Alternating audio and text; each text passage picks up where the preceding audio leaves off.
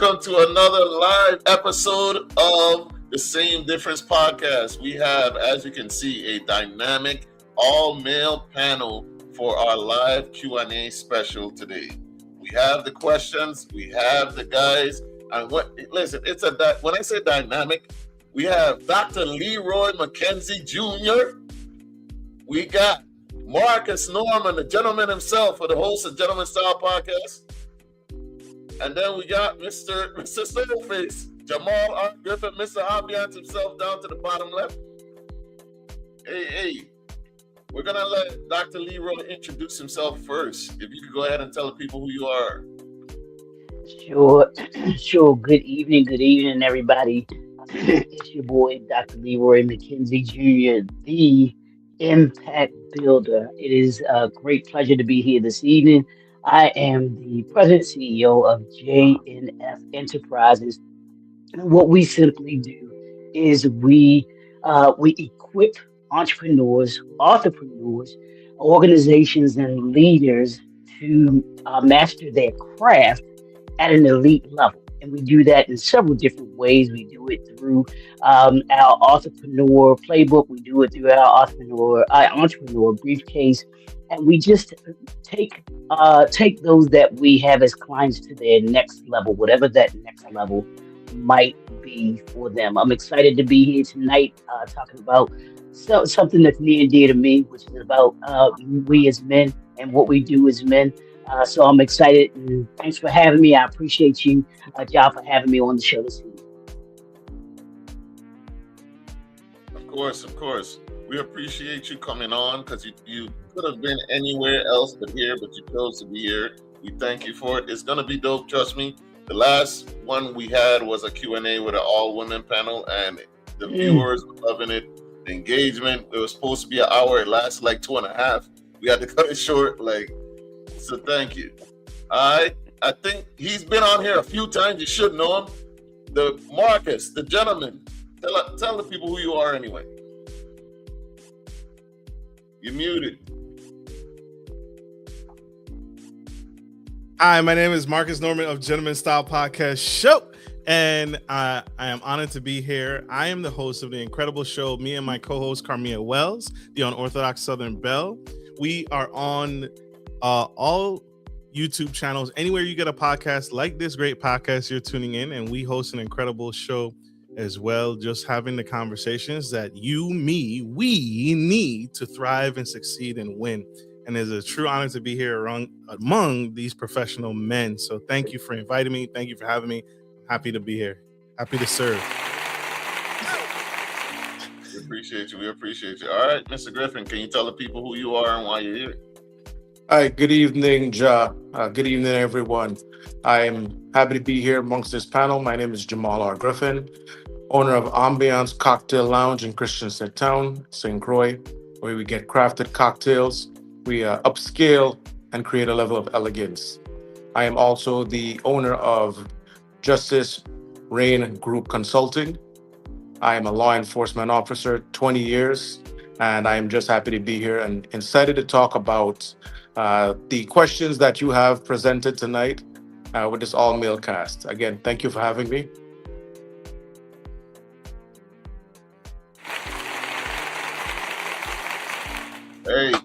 Hey, and y'all should know me. If you don't, I'm gonna reintroduce myself. My name is Ja, Same Difference podcast host, also the host, kind of, I guess you could say co-host, because I have a co-host also of A Different Day with Ja and Krushan Gelnisi on 101.3 Row FM, the #1 station in the U.S. Virgin Islands also.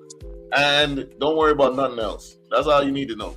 But tonight, I'm going to be your host for this all-star dynamic all-male panel. We did the all-ladies. Like I said, tonight we're going to do the men, and we're going to touch on topics that affect men.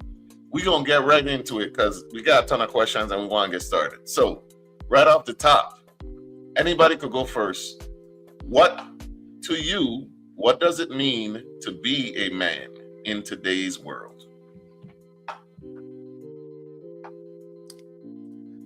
So I'll tackle it from my perspective. To be a man in this world, to me, is men protection, right? Men need to work on themselves and work on themselves professionally, spiritually, financially, mentally. And so the biggest distinction for me that makes a man is his ability to protect and look after and cover others. And we are not doing that. We're not covering, we're not leading the charge in things that are important in the world and in various industries. And so protection, when it comes to mine, when you look at the relationship of our president with him and his wife, she doesn't feel safe, she doesn't feel guarded. The best men, the strongest men, are men who you feel comfortable with, you feel safe to be around. You don't choose the bear to be around, you choose that man because men protect at our core, and they feel safe. And so that's what manhood to me means. Okay. Protection. All right. Who wanna go next? So, What does it be a man? Mr. Griffin here, I think ownership plays a lot in that. As Marcus spoke about, being a man and protecting, I think ownership is very important. A lot of men today are willing to allow anyone, women or anyone, go ahead and lead the charge, take care of them. And we have to get back to wanting to be, as he said, a protector, but owning that role. We've lost who we are as men, in my opinion, and we are now willing to just sit back and let somebody else drive when we should be the one steering that ship. Okay. Thank you. What about you, Doc? You got something for us? Yeah, when I think of manhood and men in this day and time, for me, I think we're men of wisdom and intelligence. I think we're men of vision. We are men of uniqueness. We are men of commitment, consistency, um, operating in excellence and operating in accountability. To me, that's what the men that I am in my circle with and I'm around, we hold ourselves to those particular kinds of things to use to describe who we are as men. All right. Thank you. Now, this question, Russ Ibra Francis says, that's the main job of a man, is to be a leader and protector of their family. So what happens for younger men who don't have a family? What's your position? Who are you, or what are you protecting? So to me, you're protecting others and those around you, your circle of influence, right? You can't, and there's a fine line between protection and trying to change. Men, like Mr. Ambiance himself said, we're not stepping into roles. We're not taking charge of roles. We're thinking someone else should do it. And so we're not being about it. We're not entering those spaces anymore. And so not just family, but things that are significant. A lot of men stepped up when women's rights were being challenged and the protection of women's rights were being challenged. We need to see more of that and more men supporting and taking charge of those organizations, developing those programs, leading those charges to protect our women. That is our women as a whole, as a community, not just our household, but in facets of life that just need change, right? If we want to make a difference, be the change in your community. Don't just talk about it, right? Facts. Go ahead. Mr. Griffin, you don't necessarily need to have a family to be a man. If you're a man, it's also a sense of brotherhood, right? My brother's keeper, my sister's keeper, the whole community, taking care of those around you, trying to make those around you better. If you see someone who needs a helping hand, you help them. Just being an all-around good person as a man. Again, protecting your village, protecting your people. That's what really being a man is. If you don't have that immediate family, because anyone is family, regardless to how you put it. The person that you meet tomorrow, if you can make something good for that person or help that person, that's being a man. So we can't just think about it a locked in box where we think, okay, am I a man because I protect my family, I provide for my family. What about everyone else outside of that circle? That's good. That's good. George says being a man is accepting the weight of responsibility, suffering, and grinding through hardship, developing resiliency, and driving forward as a foundation of your family and community. Now, for some, that might not sound too enticing. You know what I'm saying? Suffering and grinding through hardship. Do y'all agree with that, though? That assessment from George? Well, I think here's the misconception that I think is a part of that statement. Yes, are we supposed to take on responsibility and all of those things? Yes, that's what God gave to us. He gave us that responsibility. But here's the thing that happened. What he did was he said, it is not good for man to be alone. He gave it, and I remember having this conversation with a buddy of mine and saying, here we are being put to have the responsibility of this whole world on our shoulders. And even, and I'm not getting preachy or anything like that here, but even God himself says that that responsibility is not supposed to be fully ours.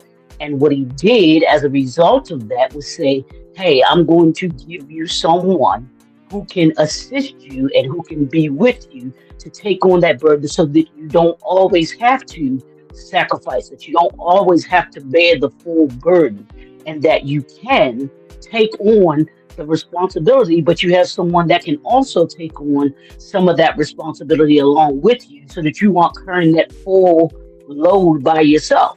If we were meant to only be the only ones who bear that burden, then there would be no need for anyone else. It would just be us here, and we would be responsible for everything else.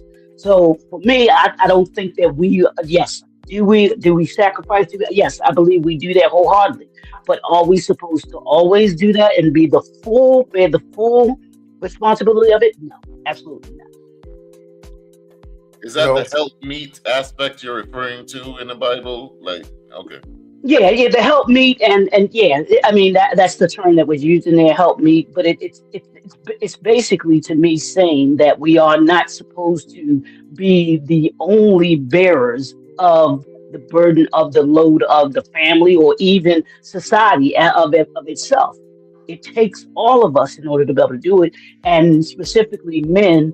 Too many of us get caught up in saying, we think that we're supposed to, that being a man is taking on all the responsibility, when that's far from truth. And that's why so many of us, so many men suffer in silence. That's why so many men take on those burdens and they become unhealthy because they're stressed out and they don't take the time to take care of themselves, yet alone others that are a part of their village.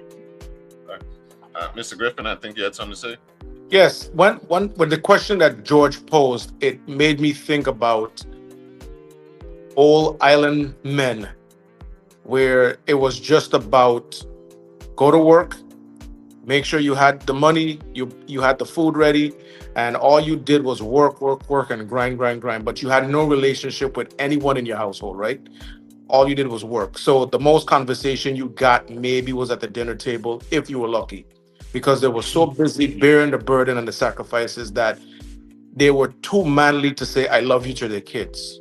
There was no emotions. They just showed up when they had to, and that was pretty much it, because they were busy thinking about that sacrifice, and maybe it just came natural to them. And as you see, growing up now in our time, that wasn't necessarily the healthiest thing to do, because so many men have went without hearing from their fathers, I love you, or I care about you, because guess what? It was the man thing to do. You just take care of the home. We didn't have time for emotions. We didn't have time for sensitivity. But where did that leave that relationship, right? And in today, you honestly can say that wasn't necessarily the best approach. You want to say, yes, you're a man, but you're a man of a house. What's in the house? A family, wife, kids. You have everyone who's in that circle who also needs you, but you need them. So it's not just about bearing the burden. So was that old school Caribbean man work and my wife does the cooking and the kids go? Was that wrong? Is that what we're saying? No, it's not. I'm not. So everyone, no matter how we feel about it, we do have roles that we do take on. For We sure. take on roles. You take care of the yard, the wife takes care of the house, and sometimes you might, coexist and help each other doing that as well. I'm not saying you won't. We give ourselves role, and there's nothing wrong with those roles. And it helps us feel better as a man, because I feel more manly cutting the grass. I feel more manly fixing things in the house. I'm not saying that's necessarily wrong, but everything is in your burden to bear. Yeah, I feel that. Marcus, you got something to say, or you good? No, the gentleman said it very well. Suffering and grinding, even Jesus had 12 disciples. It's not good for a man to be alone. So when you brought up the notion Run of that back. I don't know how I feel about those 12 disciples, but okay. I mean, Well, he was surrounded. We're good. Go ahead.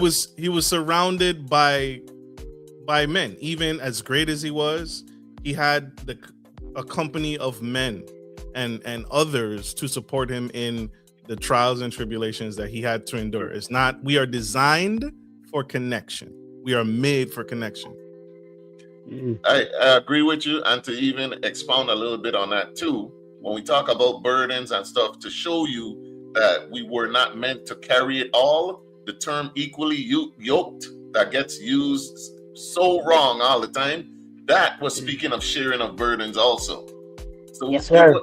It wasn't necessarily just, oh, you need to be the same religion, right? It meant carry the burden, because a yoke was put around oxen and beasts of burden to carry it, and you want to share that as a person. You want to be equally yoked. But yeah, so let me put it on that too. Let me read Can I say something, John, about that? Yeah, you just brought something that I hadn't even paid attention to, because when most people talk about that equally yoked relationship, it's always talked about from the perspective of, like you said, you mentioned the religion. Are we making the same amount of money or doing something similar and everything like that? Never from the perspective of the two ox being equally able to move together and being able to have the burden of each other. So I like that you brought that out, and hopefully those that are listening will understand that perspective and say, you know what? Yeah, we have to understand that yeah, if we're both not sharing in that yoke that we're pulling, one is pulling more than the other, and it doesn't go anywhere, or it's even harder for them to go somewhere when they're not. So I like that, man. Thank you for that. No problem. Thank you. Let me let George clarify. The suffering I speak of: emotional responsibility, the societal expectations, protection, responsibilities, friends or lack thereof, dealing with loss, etc. He said, I respectfully disagree. I didn't say all responsibility. All right. I just want, I bet you wish you had signed up so you could be on the panel, huh? You see that, George? Very true. Men weren't raised with balance. I hope once they realize their deficiencies, they try to do better. Jerica says, I think we are hyper-focusing on suffering and grinding through hardship. While I don't agree with the statement itself, I can see where George is coming from. Society has placed these burdens on men. In turn, we place them on ourselves, though. You know what I'm saying? Like, we can't always say society says this. Like, we do it too. I could say I didn't have it that way in my life. My father used to and still tells me he loves me every day. I used to hug my pops and kiss his man up till I've been like in 4th grade. I just don't believe you should be ashamed to express yourself as a man. And at some point, we kind of, that's what we learned though, to be hard. Whenever you heard, oh, men don't cry and all of that stuff, all of that was training you to bottle up those emotions. And too often as men, the only time we fully express ourselves is in anger. Other than that, we don't get to express the full range of emotion. A hefty burden that they no longer have to maintain. Amen. Let's hope so. Honestly, as a man, we was raised to think the wrong ways, raised to think that we have to take on all the responsibilities, don't show emotions, but still don't be a simp at the same time. The one moment we express feeling, we get called out for complaining like a woman and so on. That's facts. I got a video that I want to play, and it kind of plays into what Mr. Griffin was talking about earlier. I want to see what the men have to say on this one. My angle, I believe the women are constant. I believe that the problem are us. The problem are the men. It's not the women. We put too much responsibility. We've shirked our responsibility so much that they've had to be dad, uncle, mom. So the problem is us. The problem is we're not operating within true manliness. We're not really taking the responsibility. Like, this is our fault. You know, anything that's going on, all of this gun violence on St. Croix, St. Thomas, I mean, shoot, I got links to Tortola there too. It's us, it's the men. Someone's uncle, father, grandfather, big cousin failed. Simple. They didn't speak to that guy. What are you doing? What are you doing? So that's the problem. It's a shirking of responsibility is the case. Are we the problem? Are we the men the problem? Who wants to tap in on this one first? Yeah, I'll take it. I'll take it. I think we are part of the problem. We are not the only ones that have a problem, and I think we've kind of touched on it a little bit, where we have allowed society to define who we are, and we've allowed society to be able to tell us and define us as men, as opposed to having a clear understanding and what we've learned and what we need to unlearn from our, from our parents, or from our fathers, what that should really look like. And do we have to own up to not doing some of the things that we were supposed to as men? Absolutely we do. We drop the ball. I say it all the time that I'm 57, so I'm a part of the Gen X generation, and I've always said that it's every generation's responsibility to make it better for the next generation.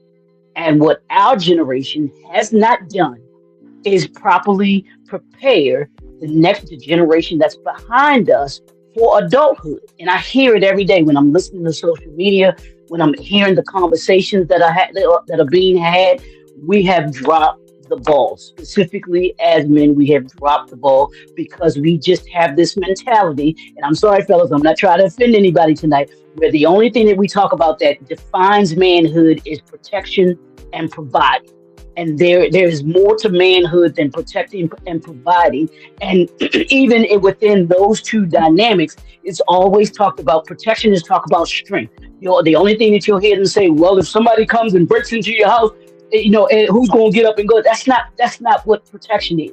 Protection is not only physical protection, but it's mental protection, it's emotional protection, it's psychological protection, it's spiritual protection. All of those things that we need to be, that we need to have, and we as men haven't been equipped with it. Many of us haven't been equipped with it. And the providing is always talked about, as we've talked about here, is making sure that the bills are paid. That's what protect and provide.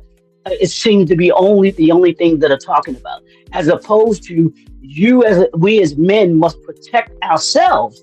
We can't even protect ourselves because we're in such a mindset that we really aren't even in the right mindset and the right mind to be able to be able to communicate, connect. And as the brother was saying, we've been taught to go to work, come home, eat, do it again. Come home, you go to work, eat, come home. You might be with the kids for an hour, if that, if you're even communicating with them at all.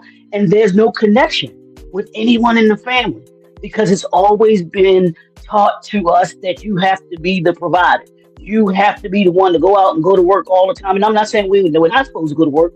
We are supposed to go to work, but we have to place a priority on making sure that our children are nurtured, that they are taught from a male perspective. And I think that's what's got lost. And I think that's part of the responsibility that we have, that we've dropped. Woo. It putting a lot on us. All right, fellas. What do y'all think? Are we the problem? We the issue? No, I don't. No, we are not the problem. Okay, Not all explain. of it. Not all of it. So one of the things that someone can make a compelling argument against is men were systematically oppressed and separated from the black household. So someone can provide clear evidence that that is true. I'll give you an example. I hate to hear when someone tells a young man, "Hey, you're not good at math." Some men are taught to believe that, hey, you're not good at math. Every money you get, give the money to your wife. Let the wife handle the household. Let the wife handle the finances because she's better at money. I hate to hear those statements being made, because if you look at society in the higher areas of math, where math is putting, I'm not talking about ABCs and 1, 2, 3s. I'm talking about the higher levels of math. If you look around the collegiate level, who's in those spaces? Who's the math teachers? Who's the math professors? Right? And I'm not knocking women. There are women in those spaces, but the predominant force is men. So these are things that are taught to men and shown to men that I'd like to push back. So it's not our fault. We're being taught something to believe it to be true, but it's not our fault that men are actually good at math. Naturally, we're good at math. So men are not the problem. Mr. Griffin, you want to weigh in before I say my piece? The one thing I'd say is we are part of the problem because, again, you can't say we aren't the problem if we also continue the trend of the problem. So you get my point? So to say that would be, conflicting. So we continue to preach it, we practice it, and we continue a pattern that we know is not necessarily right. And we all have a part to play in it.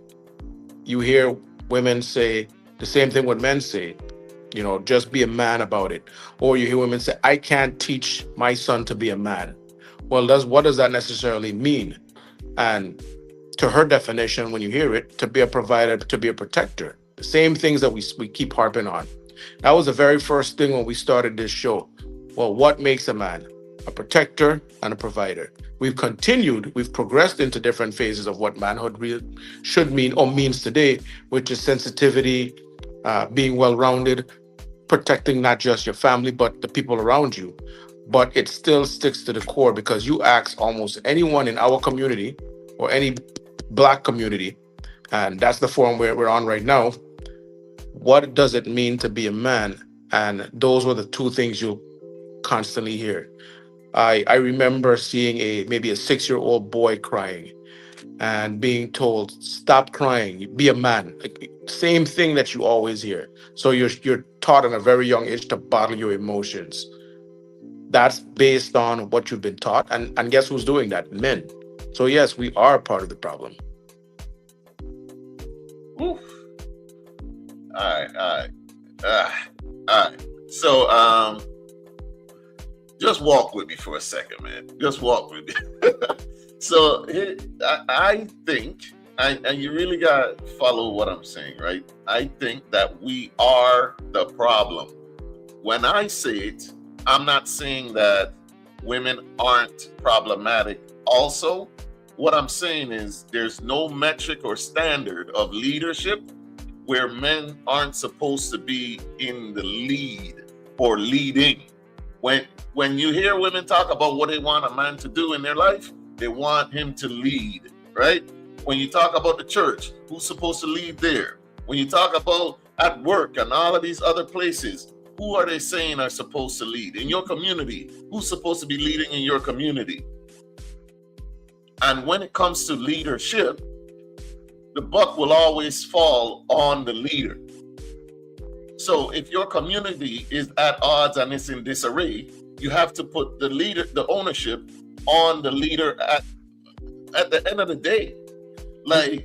So those same positions are occupied by women these days. You said the church, there are women in the church leading churches, right? You can't blame men and then put a woman as your leader. You cannot, in the school systems, you can't put a woman in office and vote for a female in office. Women are occupying positions of parliament. Women are occupying positions that were normally dominated by men. Thank you, equal opportunity. Here's the equal opportunity. But now you blame me for allowing you into the space that you wanted access to. You can't blame me. Did we allow them, or did they fill positions that men were not filling? Did they occupy spaces that were left empty by men that should have been doing those jobs? They weren't empty. They women pushed into those spaces because of equal opportunity. Okay. They weren't. Men are still truck drivers. There are still more male plumbers than there are today. There are more male electricians. Those weren't empty spaces. But now, as you see in the trades, there's less people replacing those older men, and they're definitely not being replaced by women. Okay. So it's not my fault because you wanted access to it. Here's the access, but you still blame me? It's not my fault. It's not men's fault. It's not men's fault. You wanted it. You asked for it. That's No, well, I believe it is men's fault.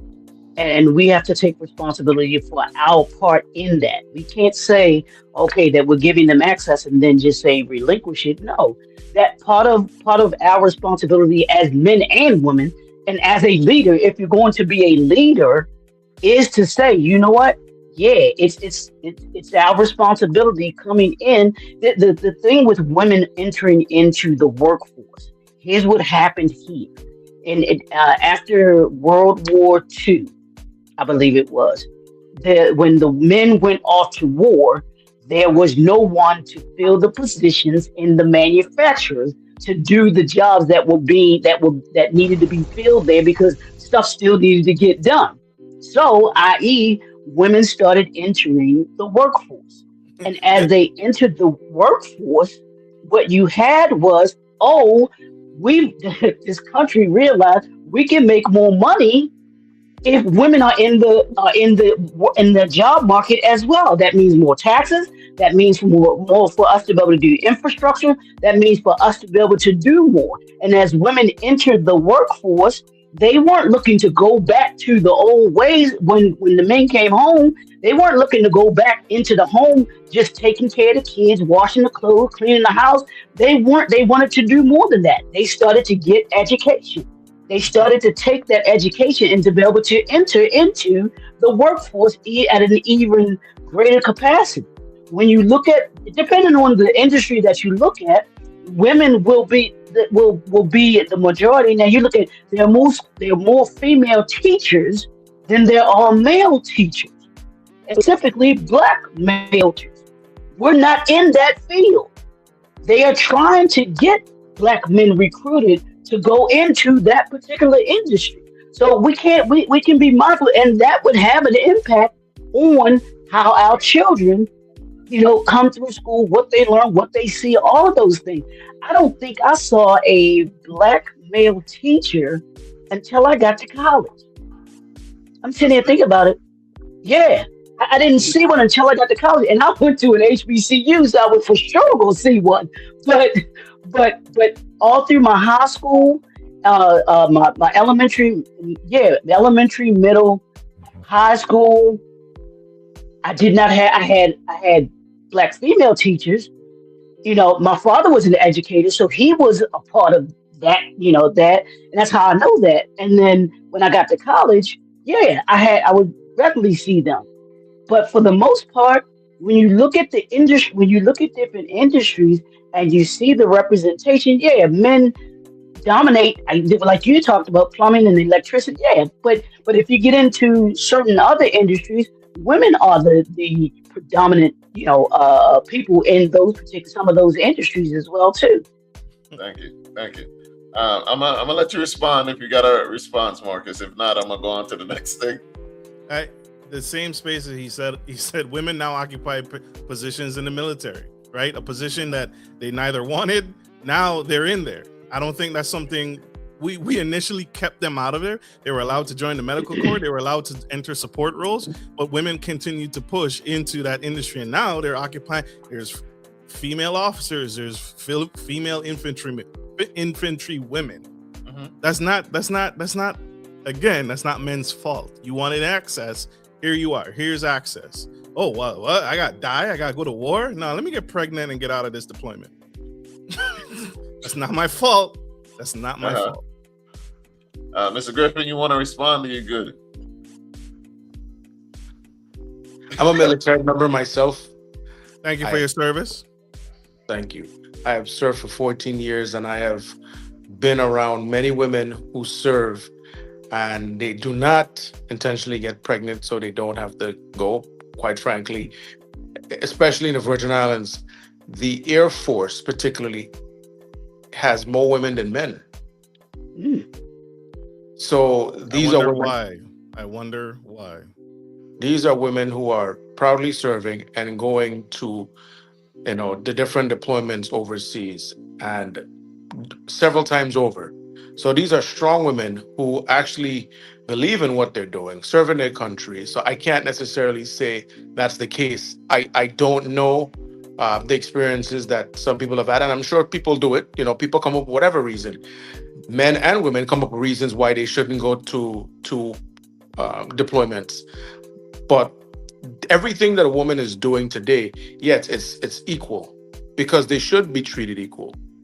They should have the rights that we have, especially in today's society, to do the same thing. So it's not necessarily a fault. I don't think that they're saying, give it to me, and then when they get it, oh, it's too much of a workload. I mean, in some situations, things happen. But at the end of the day, I disagree. There's many men who do the same thing. But the same rights that were given to them. Listen to me clearly. I'm not saying it's a bad thing that women are entering these spaces. The question was, is it men's fault? It's not our fault. Women wanted access to these spaces. Women wanted to occupy positions of parliament, join the military, all of that. That's not our fault to blame. They wanted it. We gave it to them. I'm not saying women are joining the military not a good thing, or we should put a stop to that. We should allow that. But it's not our fault. You can't blame me if you get what you wanted and then you blame me for it. Okay. Wait a minute. Wait a minute. Go ahead. I'm trying to clarify something really quick. And maybe I'm misunderstanding the question. Is it that women were asking for leadership positions? Is that what the question was around? And then they had, we had to relinquish some of those positions. I'm not getting, because Marcus was saying that they asked for accessibility to these jobs, and is it our fault that we gave it to them? And they had to fight for those positions that they got. We didn't just give them to them. They had to fight for them. They're still fighting in some aspect to get access to some position that they want to. And that is our fault. So this jumped off of what I had said in reference to, us being leaders and spaces, there being holes, gaps, and spaces being left unfilled that a lot of women entered into those, right? So let me bring it back around. In your household, this is Joy Ferris speaking. Women stepping into the workplace does not release men from being leaders of their household or communities.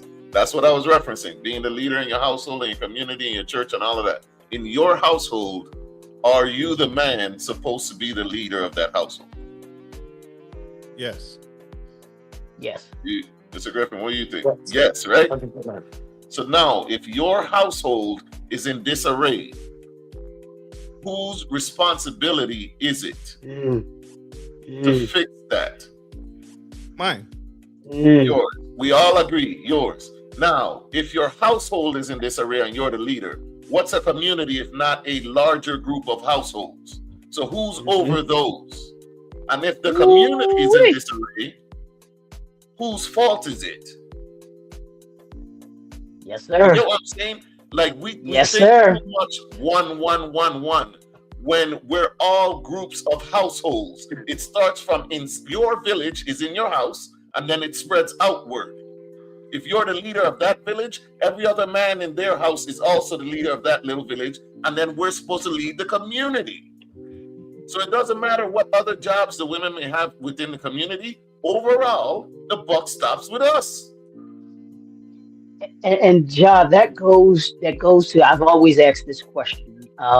and I don't know how much of a history that you all go back and talk about this. When they talk about us as black men leaving the household, when black men were forced out of the household, we were forced to move out because, in order for women to do this and do that. And my question has been to us as men, just that very thing that you just said. If you call yourself the man of the house, how is it that you were forced out of your own household?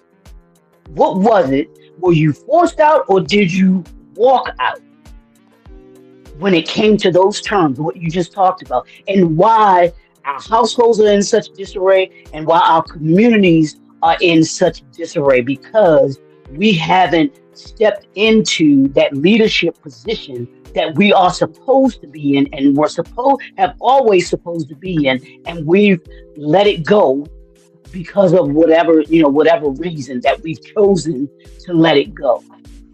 I've yet to get anybody to answer that question. You know what? Overall, I don't like, and I think I don't like this trait that I've been seeing. You try to talk to men nowadays about like, hey, we need to, and they're gonna hit you with, but what about? But the women. You see, that's why I'm like, we have to take responsibility, because in order for us to fix something, we need to say, hey, I'm gonna take charge here. Not, but what about what she's doing? Why are we looking at what women are doing when we as men could go ahead and start something? They're doing great. The black women in our community are doing amazing. They're the ones getting all the education, the money for real. Like they're doing well. You were gonna say something? So Griffin, you were gonna say something? Yes, if remember ownership. Uh-huh. Yeah, that's all it is. You gotta start with us. Elroy says women want leadership regardless of ability. A woman would want to be promoted in the police or fire department but cannot detain a suspect on her own, or as a firefighter break down a door. Women are great at studying to pass a test, but most often lack the physical ability to do the job at the basic level, and most people, regardless of gender, would not respect a superior that can do the job. I'd like to say at this point, any comments do not individually reflect the opinion of the broadcaster. All right, I'm just reading the comments. But let's move on here. I got another video I want us to watch. Shout out to Dialogue 340. I took 2 clips from you guys. You guys are doing great. Thank you. How do you feel about apologizing? Watch this clip and then we'll go into it. What I've noticed, I remember when I was trying to go through this phase of life and figuring it out. And I remember, and I'm so glad, I didn't feel like if I apologized, or I didn't feel like I diminished myself. And I've noticed that a lot of times when I engage younger brothers, that apology is almost as if they're soft. They take it as a diminishment. In actuality, to be man enough to apologize is big. So I think that paradigm has been misconstrued. You understand? Ability to apologize being looked at as soft. Have you ever experienced that? Anyone? I don't see that being the case. I don't have a problem with apologizing if I believe I'm right. I do not want to apologize if I think I'm right. Sometimes you want peace, so you apologize. And that's honest. That's what it is. You want peace, so you apologize, and you try to make it seem as sincere as possible. However, because you will go back and forth all day. But if I know, I may say something and I might think I might be right. But guess what? After some dialogue and we hash it out, I realize I was wrong and I think about it, I will apologize. It really doesn't make sense to be wrong and strong. Okay. But yeah. So if you want peace, you gotta apologize. All right, what do you think? Marcus, you muted again, bro.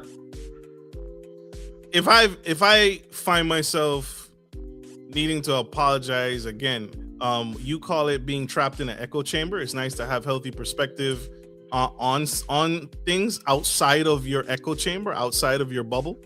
And so if someone brings content to me or bring information, new information that I didn't know of, then yes, I will apologize in that regard. I think it's a good quality, a strong quality to have. If you think of the great philosophers, Greeks, they discovered stars, built temples, Egyptians built the pyramids because of people coming together and having a conversation without it being an argument, right? Disagreeing with you in a pleasant way. So if I'm wrong about something and you bring new data to me and I am wrong, I'm happy to apologize. But I have experienced what you brought out, Ja, which I have felt a way about apologizing as a man when it comes to operating in masculinity. And, that's not a masculine trait. I have felt like that. Yes. That's real. Thank you for being honest. That's real. What about you, Dr. Leroy? You ever had that issue? No, I've never had a problem with apologizing if I'm wrong. That's a different story if I'm standing 10 toes down or something, Yeah. and I feel strongly, and I have the proof of what I'm saying. Now if as Brother Marcus was saying, if you give me a different perspective and how to look at something, we're like, oh, okay, I get what you're saying. Yeah, that would be right. I have no problem with apologizing, with saying, you know what, yeah, I was wrong about that. Please, I'm good. I see what was wrong. I see what my fallacy is. But if I'm on something and I believe I'm right, woo, yeah, I'm sticking with it. I'm sticking with it until you can prove what I'm saying wrong. So. I'll admit that I've struggled with apologizing. It's hard. It's hard. And I don't think it's because I saw it as being soft. It was just hard to be wrong. You know what I'm saying? Like, I don't know if it was shame, embarrassment, or what of being wrong, but I've struggled with it, and I've worked on it as I got older, to where I actually will like recite in my head, thank you for the correction. Thank you for the correction. Because like, there's one thing they love to do on the internet, and that's correct you. You want something to go viral, post something wrong. You'll go viral just off the comments correcting you alone. So like, I have, it's something that I've been working on, and I apologize, and I even apologize to my children, which is something I never even got as a child too. I find that we need to apologize to our children as well for when we do something wrong. I don't think it makes us look less than. I think it's just acknowledging that you're human. It's definitely strength. For sure. Now, but I think too. No, just real quick. Part of being a leader is the ability to be able to be accountable for what the actions that you've done. If they're wrong, you as the leader have to accept that. Yeah, I was wrong about that. But here's what I'm doing to correct it or to fix it and everything like that. That's a leader. A leader is able to accept, and apologize if they are wrong. So, Mr. Griffin, pointed out something about peace. You pointed out something about wanting peace. And one of the questions addresses that today. Do men really want stability and peace? Is that true? Do we really want stability and peace? I'm assuming this means in relationships. Yes, men want stability and peace, but I think because you talked about this yesterday on your live as well, in a different day. Men want peace, men want stability, and you gave the example that we also need clarification on what peace looks like, right? And we need to also be able to communicate what peace looks like for us. And that requires you to get to know your partner.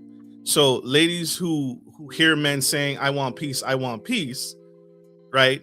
Peace looks different from man to man. And so in order to figure out what men mean by that, you have to go to your man that you're interested in building a life with and find out what peace looks like to him, right? And that's the inner work. That's the courtship. That's dating, right? But as a whole, men are going to say peace and consistency and all the things, but each man is different, and peace looks different from man to man. Facts. What's it? Griffin? So I'm here trying to ponder that question, right? Do men want peace and stability? That was the question. Do men want peace and Yes. stability? That's the exact question. And my thought is that person, and I'm just kind of coming up with a story here. When someone says a question, does a man want peace and stability? They're saying, well, if they want peace and stability, they should act a certain way to get peace and stability. And you can't tell me what my peace and stability means from you asking the question. Of course, a man wants peace and stability. What does that mean for that man?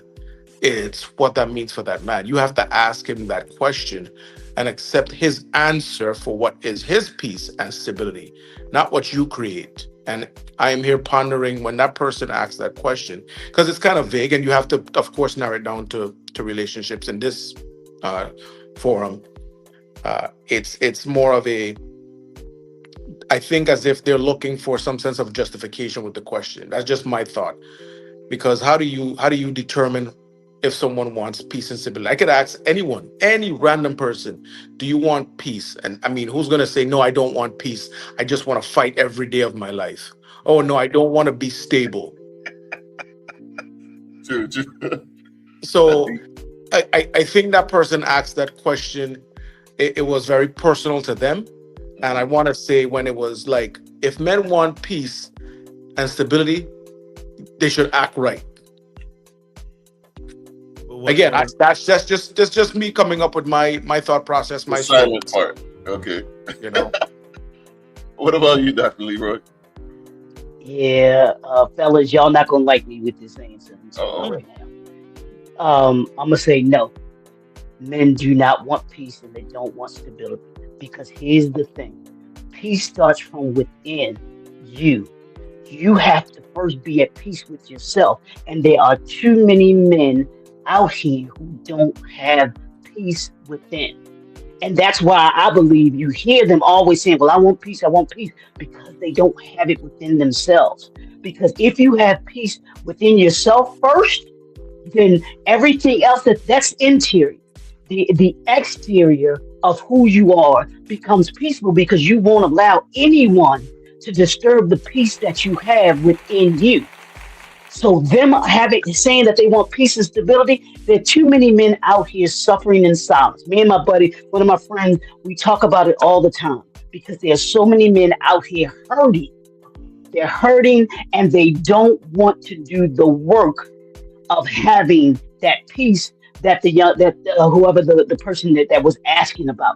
Dude, and that's a hard question for men. Men they'll say it easily. Yes, I want peace. Of course I want peace. But here's the question that I'll ask every brother that says that he wants peace and stability. What are you doing to create that peace and that stability in your life? And I promise you, as if they did some digging, if they have to do the digging, they'll find out that they don't really have peace and that they really don't want peace, because peace takes work.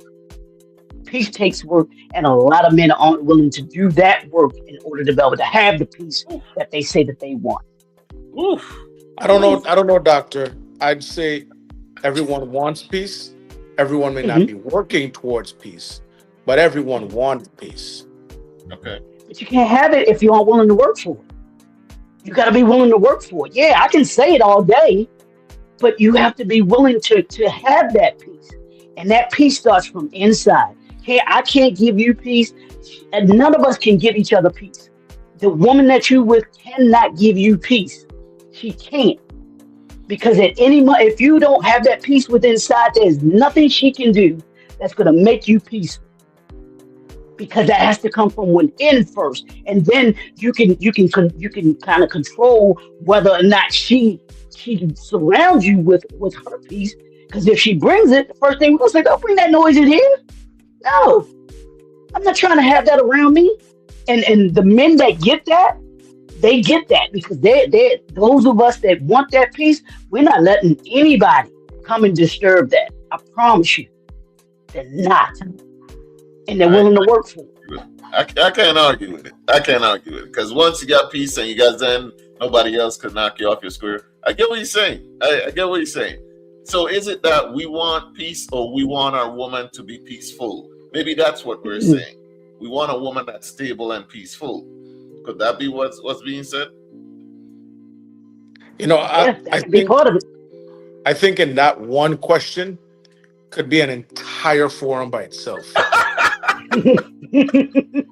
Very true. Very true. With that said, we will read some comments and move on. But first, we coming up on the 1 hour mark. I told you these could go longer than they do. If you have to go, I'll let you go ahead and sign out now. So let me know, fellas. Y'all good? Y'all riding with us? You gotta go? What's up? I'm still good. It's up Yeah, to I'm you. good. I can I'm ride good. I'm as long enjoying as this. I can ride. So let's see. All right. Just let me know. But yeah, we're gonna keep going because I think we only hit like 4 questions. And the time just what? All right. Let's see. A person that has the humility to apologize when wrong has character, and no one should apologize just for the sake of peace, whether in relationships, friendships, or the workplace.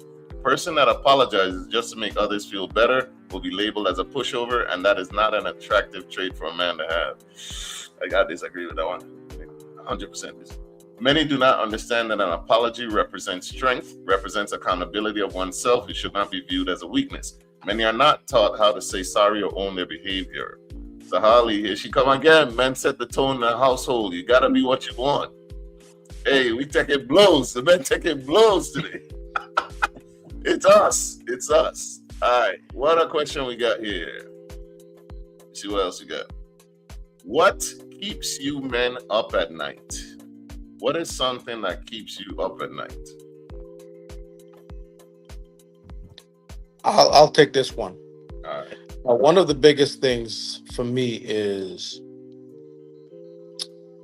my legacy.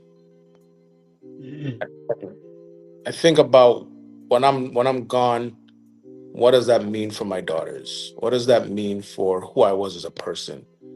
And as much as I'll be gone, so it doesn't matter or shouldn't matter, it does cross my mind often. What did I do to leave my impact on my family, on this world, my community? What mark did I leave? Did I leave it better? Did I do something to make my daughters proud? Are they going to talk back about me and say good things, or are they going to say bad things? All I have is daughters. And that keeps me up thinking, am I making the right moves for them? At the end of the day, am I setting the trend that they can follow and leave a positive mark as well? Am I doing a good job as a father? Those are some of the things that I think about often. Legacy tends to be important for us men, for sure. Yeah, I agree. I agree with that more. That's definitely keeps me up at night. My own mortality, a man's mortality, and having to realize, right, just like what he said, if I died today, what would they write on my headstone? What is the impression that I think I leave for people behind me and those who come after me? And if I'm not happy with what I think they would write about me, then I need to change something.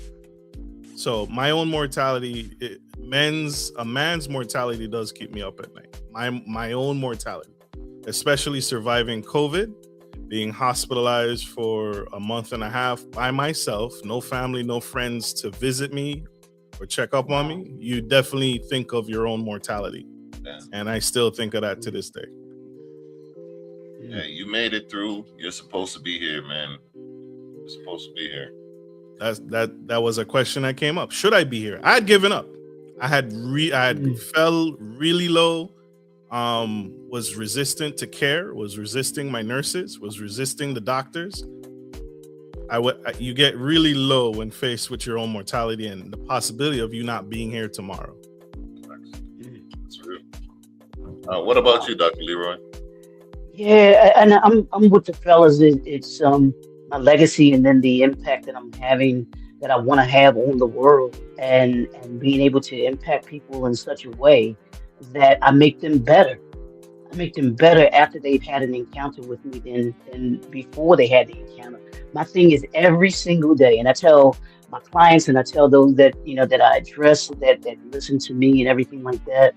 I wake up with the assignment of how can I make people 1% better each and every day so that they're better by the end of the year than they were at the beginning of the year. And I go to sleep and wake up with that on my mind just every single day. As the brothers were saying, am I doing enough?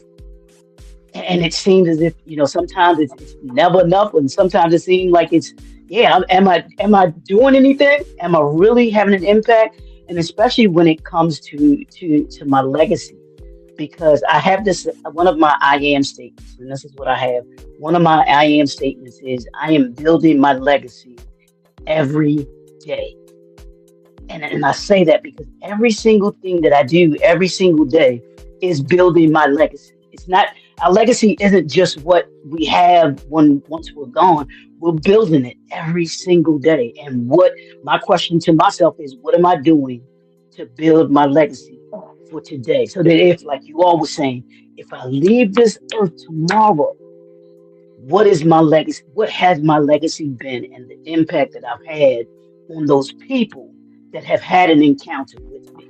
We just lost Reverend Jesse Jackson, and the impression that he left on me. The first thing I remember when I heard of his passing was I am somebody. That's the legacy that I remember that man by, because he gave a speech back in, I think that was in the 80s when he gave that particular speech, or the part of a speech. But this was a man who had a legacy that he left, not only with his family, but those of us that know him and know his background and know the civil rights part that he played and everything else. But I am somebody. That's what I'm talking about when I think about what keeps me up at night. That's dope. That's dope. Yeah, I gotta just concede. Yeah, that's pretty much what keeps me up at night. Is that's what gives me anxiety. What am I doing? What I should be doing? Am I handling my business? You know what I'm saying? Like when like I'm over 40 now, I'm over that hill, and yeah, your mortality comes into play. I also am a girl's dad and stuff like that. Like, would they be with somebody like me? Am I gonna be the dad that they talk about? Because when I hear other girls talk about their dad so fondly, I'm like, damn, is that gonna be how my name is played? You know what I'm saying? When it goes down, how will people remember me? And I do wonder also, if the ladies in the comments, if y'all could, do y'all worry about legacy? Like, is that a man thing? Like, do women worry about how their name is gonna be displayed down the timeline? Y'all let us know, man. In the meantime, I got one. I gotta play this from Nisha, because me and her were going back and forth in the messenger about this that I'm about to play for you. I want to see what the guys think about it. I feel my way. Obviously, I'll go last, but I'm gonna play this. And guys, tell me what you think about this video. It's related to protection. How you doing? I'm good. How are you? You look very pretty. Thank you. I'm not gonna lie. Is that your brother? No, that's my boyfriend. Oh! I just thought you looked cute. I'm not gonna lie. Like, Thank my you. bad. I mean- You feel me?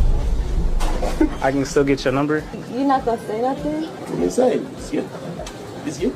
I mean, so you don't care? Like, he's talking to me, you're not gonna say nothing? I care. He's asking for my What number, you wanna you're say? not saying anything. I'm waiting for you to say something. No, you're the man. You're supposed to say something. I'm supposed to say something right now? You're the man. What if I wasn't here? Honestly, like, Okay. you can get my number. Don't worry about him. Okay, here you go. All right. So in that particular video, right?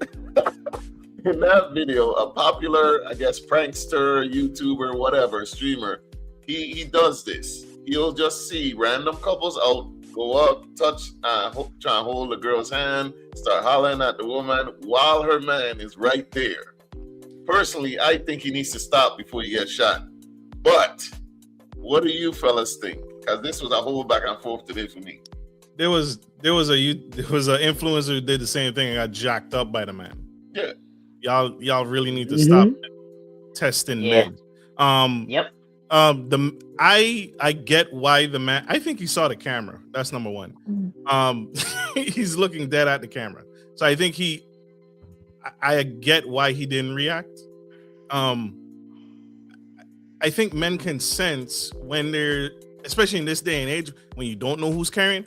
But I don't think he was wrong to see what she's going to do. Right? What is your reaction to this man trying? You pulled away when he tried to snatch your hand. Okay, that's great. But he's asking for your number in front of me. What are you going to do? Because I'm not always going to be around. Stepping in those instances, I am very on the fence when it comes to stepping in as a man. For women, he went after her. But again, I don't think he's wrong for wanting to see how she's going to react to this guy asking for her number in my presence. It's not necessarily a me to react right away. And I don't think he was wrong to not react instantly to this man hitting on his girlfriend, wife, whoever she is. I don't think he was wrong, especially in this day and age where everybody can carry. Okay, Okay. Go ahead. Okay, you got something to say? Okay, so let me just give me a moment. Let me play this back, right? Yep. This YouTuber, whatever influencer, walks up to a couple in a mall. He tries to speak to her, says, "Hey, is this your brother?" "No, it's my man." Correct? Yes. He said that. I could play it again. Mhm. No need. I just want to and then, "No, that's my man. And can I get your number?" Came in there. No, well, Yes. so the boyfriend was like, "Well," so she said to the boyfriend, I think, what are you going to do? Right? Yeah. And then he says, "Well, what are you going to do?" Yeah. Mhm. I think at the point where she said, "What are you going to do?" Like, I mean, that's already a weird spot to be in, but what are you going to do? For me, it's like, all right, boss, you're being disrespectful. She already told you that I'm her man. Back up. Now, if it turns confrontational, I mean, it can go a lot of different ways. Right? But me thinking now, because guess what? I'm not in that spot right now. I can say Right. anything I want, but I'm not in that spot. The best thing to do is, all right, let's go. I'm not about to play these games with you, and keep in mind, I am law enforcement. I'm backing away and still keeping my eyes on you because I don't know your game. I don't know what you're about. People do some silly things. However, if she asks, what are you going to do to me, as she's asking me, her man, what are you going to do with this guy hitting on me? There's like, I'm not asking you, well, what do you want to do? I mean, you already told me what you want to do. Let me, brother, let me So- ask you, has that ever happened to you? Someone pressed your girl in front of you? Has that ever happened to you? I think I know the answer, but I'm asking. No, that has never happened to me. You know That is- why? Because you're a man. And you're there and your presence is there. But that was a scenario just now. that was the It scenario, happened but to I'm me saying twice you're in St. that has Croix, never like a week happened to apart. you. That would It's happened to me never, twice. brother. That would It's happened never to me happen to you. twice. It's happened to me twice. Well, a week apart Someone has in pressed St. your Croix. girl in front of you. You hear what I'm saying? No, Yeah. don't get me wrong. Yeah, it's happened. Trust me. Just because a man is there doesn't mean that brothers will disregard that and will push that has forward. never Yeah, happened. they will still. I mean, I have witnessed this. I've seen it happen. to other men. Mhm. Yes, Okay. I've seen it happen. So it's not like it can't happen. I'm just saying. It definitely and, can. and I'm not saying homeboy is wrong. I'm not saying he's wrong. My only point is when she said, "What are you gonna do?" If I remember, she said, "What are you gonna do to him?" Like, "Hey, you're my man. What are you gonna do with this situation?" The safest thing is to say, "Listen, you're being disrespectful," or just take your girl out of the situation. I'm not saying get into a big fight. I'm not saying get into a confrontation. Again, like you said, you don't know who has what, just to keep it safe, right? But at that point, there is no, well, what do you want to do? I mean, then guess what? Okay, since you got nothing to do, here's my number. Since you so cool with it.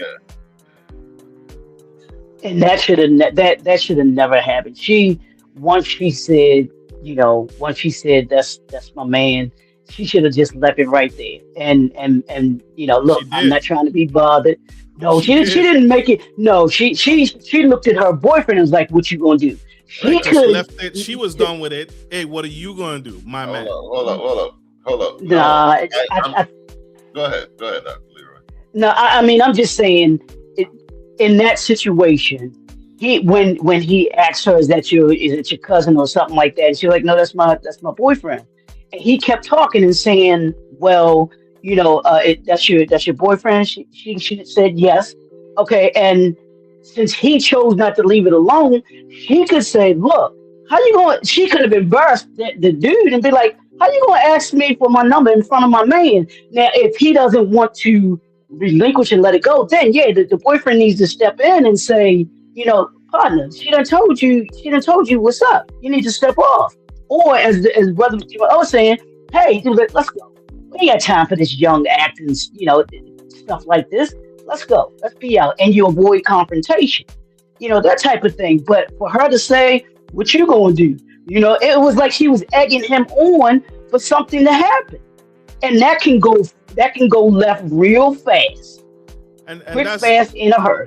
and that's part of my problem with stuff like that is women egging men on to get shot. Right? Women Right. egging the man on, like, what you gonna do about it?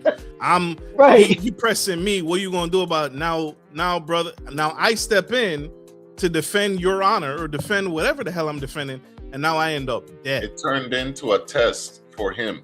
Right. You know what I'm saying? Right. Like, That she could have just simply ended, right? Check But you this out. want to get me involved.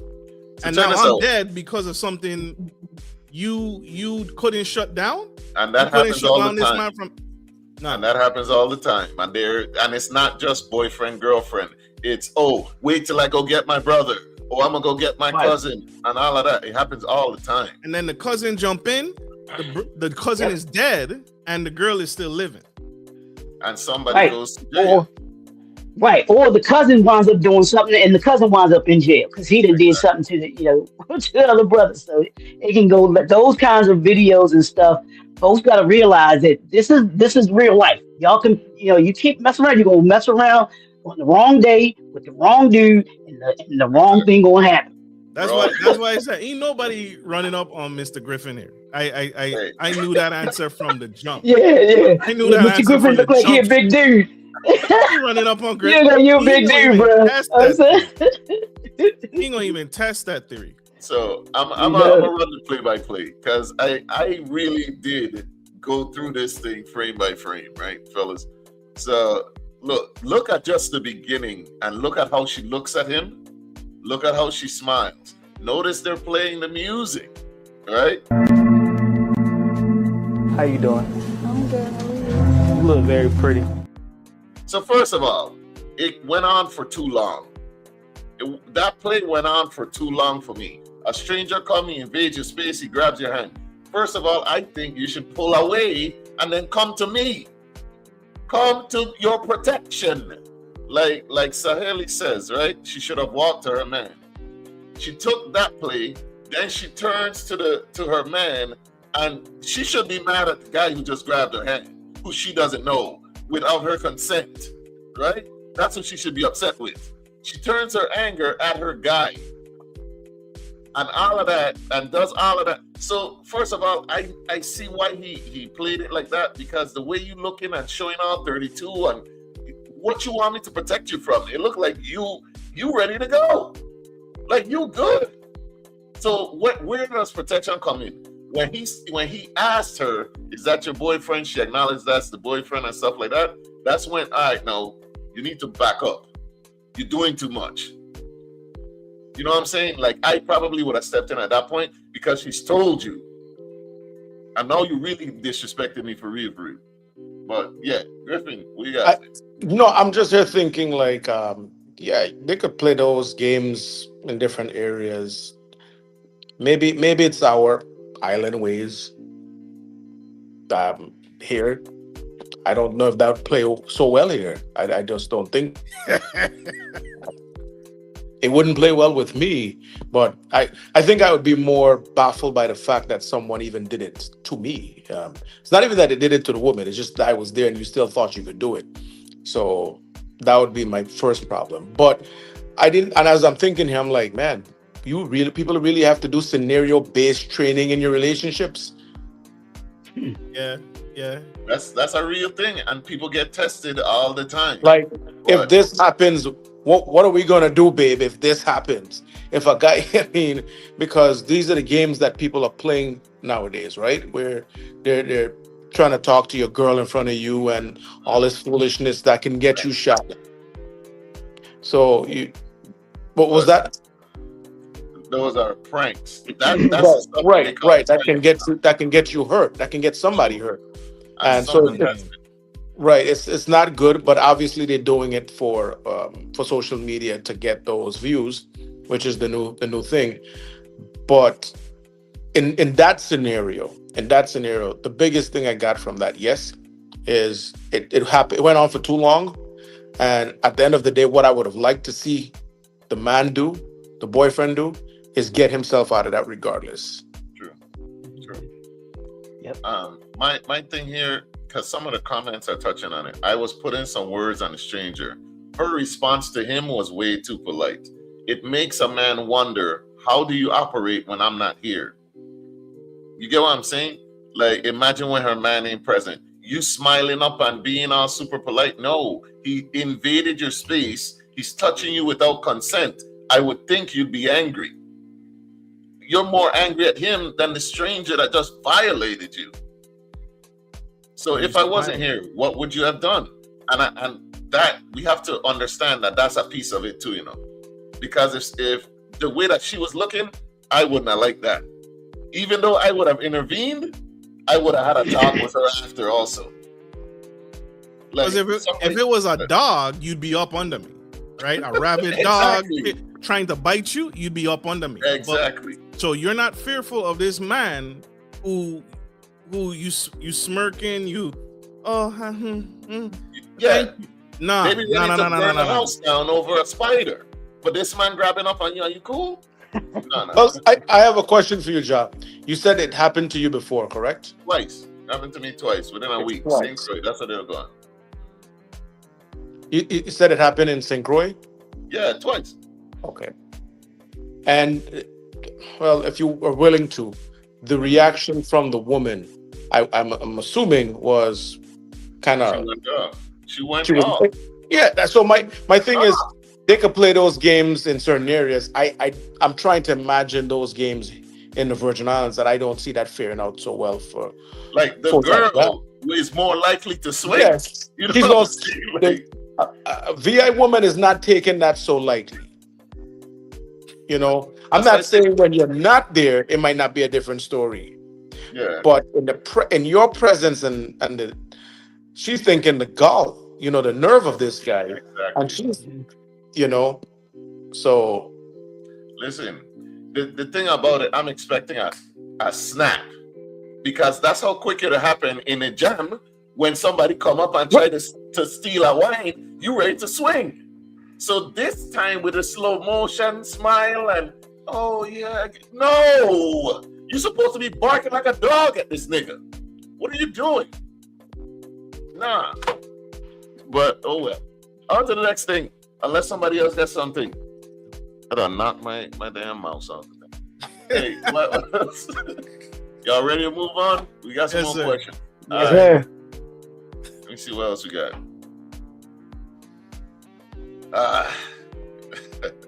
What is one thing you have learned that you wish you were taught in your childhood? What would you tell your 16-year-old self?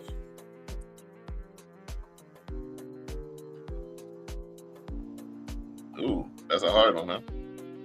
I have an answer. What I've learned love. I've learned it's okay to love. That was not necessarily something that was strong in my household. We weren't big on smiling. We weren't big on, it was just hard work, grind, do what you got to do. I didn't grow up in a household that said, I love you. You know, it was just be a man, do what you got to do. But I exchange, I love you with my daughters all the time. All the time. You know, my daughters are always around me. They're always troubling me. It's hugs and kisses. Just yesterday, my daughter was teasing me, my 13-year-old, you're not as cool as you think you are. Those are the conversations we can have. I didn't have those conversations with my parents. It was just, honestly, it was just basic survival life lessons. This is how you mow the lawn. This is how you shave. This is how you drive a stick shift. This is how you create a meal. Just survival. It was like as if I was made to survive. Be smart in school. Read your books. Go get a good job, and that was it. But with my kids, I express a lot of flexibility. You have a voice, and it's okay to love, and you will get love from me. So that's the one thing I would tell my 16-year-old self. Like, yeah, you learned what love really means. Girls will soften you. Them girl dads, bro. What about you two? I'll say this. Go ahead. Go ahead, bro. No, go ahead, Marcus. Go ahead. I'll go. Let's see. I wish I had learned to ask more questions. What I've learned and what I've read is the most successful people in the world growing up, their parents provided a space for them to ask as much questions and the freedom to ask as many questions, no matter how difficult the response or the answer would be. They were provided a space and an outlet and a medium to ask as many questions and get truthful, wholehearted answers. And I wish I was more of an inquisitive child to ask more questions to life, and ask about what's this and why is this. Michelle Obama's book, Becoming, as successful as she is, she characterizes her upbringing as a reason why one of the many reasons why she's successful today is because her parents, no matter how difficult the question was, she would answer it. Whether it be racism, why is the sky blue, they would answer it and they would tell her the truth. So, I like that. All right, Dr. Leroy. Yeah, I kind of the thing that I learned as an adult was being able to not be afraid to depend on other people. Because growing up, I was always taught, yeah, you figure it out. And sometimes figuring it out is being able to go to someone who has the resources or who may have access to things that you can use it and not be afraid. And it doesn't make you less of a man to be able to ask for help or to take help. That was one of the biggest things that I had to learn in this adulthood and manhood was, hey, it's okay to ask for help sometimes because we can't do it all. As we started off our conversation this evening, sometimes we can't do it all, and sometimes we do need help. And so I would tell my 16-year-old, you don't have to know everything. You don't have to always be the one to figure it out. You utilize the resources that you may have or the relationships that you may have, because those come in handy. And you have to trust people. Trust people more. So that's what I would say. All right. So I don't want to keep you guys too long. So I'm gonna try this. We're gonna try a rapid fire segment as best you can. So no long speeches. We're gonna hit y'all with the rapid fire for these questions. All right. What does it really mean when a married man stops wearing his ring or wedding band? He's fed up. He's exhausted. He is a battered man. He's trying to hide something. Ooh, he's hiding. What do you think? Griff, really in deep thought. What's up? I think that man is living a double life. All right, straight to the point. That's a well-rounded answer. All right. That's good. Yep. But here's the thing: if he's been wearing it long enough, it'll still show around his finger. There'll be an indentation there too. Not in a dark club. Oh, you're right. You're right. You're right about that. So wait, you got to take it out. Why do men who just wanted sex start acting like they're your man after they get the sex? Men are territorial. Men are territorial. Ooh. Men, You want the truth? when That's You men, want the truth? when you have I know the gold, truth. when you found gold, you protect it. Men are territorial. And that's not just territorial, but brothers, all of us know if you got that was really good. If it's not, I thought I summed it up with men are territorial. No, yeah, if it's not, then I mean, You, I'm gonna mess all of y'all up right now because this is how territorial we are. And most brothers, if you would have asked them, they still don't believe that their ex-wife, their ex-girlfriend from back in high school is with anybody else. They can't imagine or fathom them with somebody else but them. crazy. Nah, you gotta get that good. So Holly says spiritual ties with the portal. That might sound sexy, but yeah, the territorial got it. I'd be interested in hearing the thoughts on why some men don't contribute to household chores/tasks. Financial support is not the only or sometimes ever the most important contribution to the household. Why aren't the guys helping out with the household chores? because they feel as if they are contributing with the finances. And I'm in this sense where you brought the question. Yeah. They are contributing to the finances, and so you. In other words, well, and I'm going to be fair to the women, right? Okay. Women have to work. They work just as hard. They go, they take care of the kids. They got to come home, cook, clean, and do everything else. Yes, men still have that thought process, in my opinion. Well, I'm pushing the weight here with the finances, and I am taking care of, and there's a point that's missing, honestly. Yeah, I'm paying the finances, but I'm also doing the things that you don't want to do. I'm tossing out the trash. I'm mowing the lawn. When something is broken in the house, you want me to fix it, whether it be I pay for it or I do it myself. The things that you don't want to do. Again, there's gender roles, whether we like it or not. We create gender roles. And one minute. So men, if you are contributing to the finances, you're thinking, well, I mean, what more do you want me to do? At least, but I think there's still some discussion that can be done there. Yeah. Go ahead, Dr. Leroy. No, wait, see, this gets into that 50-50 thing that everybody wants to talk about, and I think I don't call it gender roles because growing up in my house, we had chores. Somebody did the dishes, somebody did the vacuuming, somebody did the cleaning. Those are chores. Those aren't gender roles. And it wasn't, it wasn't a thing where, I only did this or I only did that. The only thing that I know that I do all the time, no matter what, is take the trash out. That's just what we do. That's just what we do. It's no big thing. But as far as the gender roles and assisting in the household, that is a responsibility of the man as well. You should be. Just like when we talk about that 50, where you have women that say, well, he's supposed to pay all the bills. No. If you want him to pay all the bills, just like we just talking about, then your expectation should not be for him to have to live with a finger in that house. That's not washing any clothes, not washing any dishes, he ain't cooking no food.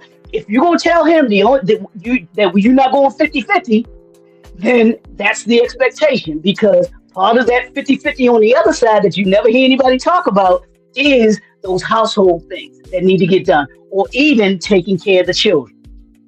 That's a responsibility of both parents. It took both of you to make them. It takes both of you to take care of them. It's not just having just paying the bills. It is being a part of that household and making sure, just as like we said, the expectation for women to contribute financially to the household. Those they go. There's an even dynamic with that. Don't expect one and then not expect the other. I'm just sorry. That's how I feel about that. Griffin, were you going to say something? Yeah. So if I'm as a part of what you said, Doctor, if the man is taking care of all the bills, right, You're saying it's not fair for him to take all the bills and still you want him to take on all these chores? Is that part of what you said? Oh, no. I'm saying he should. He should take on the responsibility of what he needs to take care of at the house too. Because in most households these days, you have two income. The husband is going to work. The wife is going out and going to Right. work. So just So, curious from mhm. me asking you if I'm hearing you. So let's say in this case you got a man. He's the only one who works. He's taking care of all the bills and taking the finances. Wait, and I'm using the word fair very loosely. Are you saying is it fair that he should still take care of the house as well? I'm just asking. Because there's fear and yeah, there's yeah, because I look at the house and let's say that they have two kids. So he has no responsibility with the kids. He has no responsibility to be an active part in the children's life. He Yeah, 100% even though does. yeah, he does. So it's the same, and he should want to, even though he does work and everything like that, we may work. Yes, he should want to make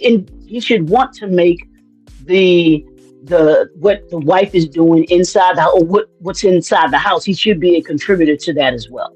I should say it that way. Even though he does go out and go to work, that's being an adult to me. It's Right. going out So and working and coming home and doing things. hey, right.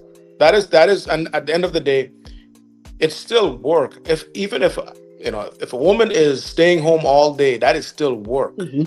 Correct. Taking care of kids. If you're cooking, you're cleaning, you're taking care of a house, you getting the kids, you're making sure all this is done. That is still Work. a life. That is still work. So yes, I'm not saying so. Again, like you said, adulting. It doesn't hurt to pick up the broom. Not that I come home and why is this not done? Why is that not done? yeah. You know. Hmm.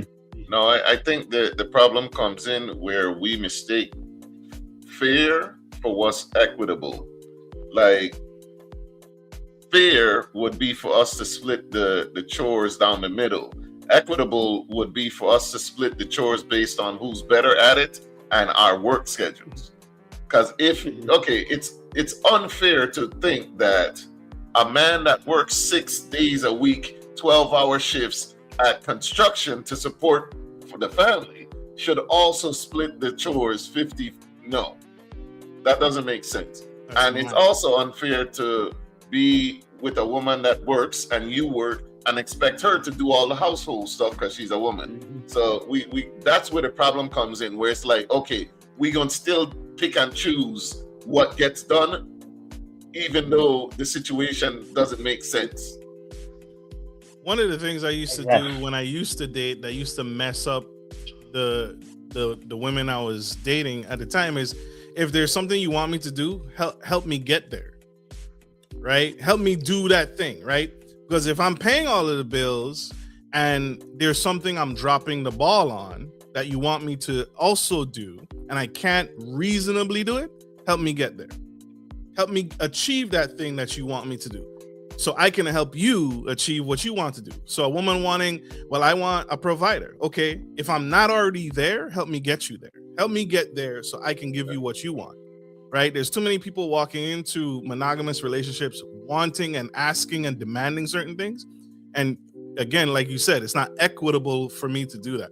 Yeah. If you want that, that's a fair ask. Help me get there if I'm not already there. Jerica says 100, and each person's 100 looks different depending on the day. Tanisha is strict. She run a strict household. Nah, if she ain't working, she need to take care of the house, period. Kids included. The man gonna still help with the kids. They're talking about if she ain't working, he need to come home to clean too. That I've seen that. There's an electrical company. There's a nuclear factory here.